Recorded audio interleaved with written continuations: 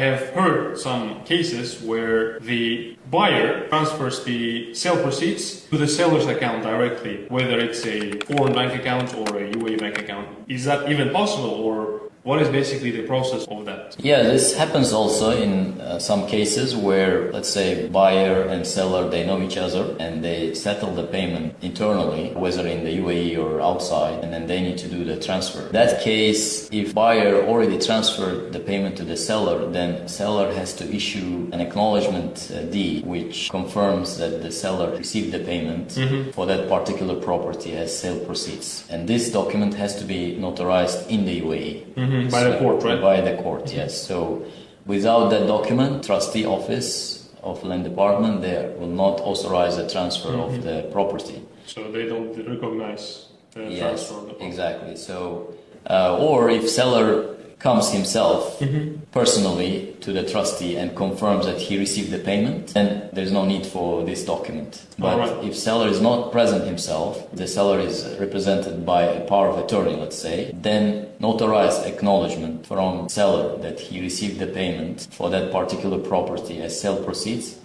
is a must to transfer the property. Interesting. Very interesting.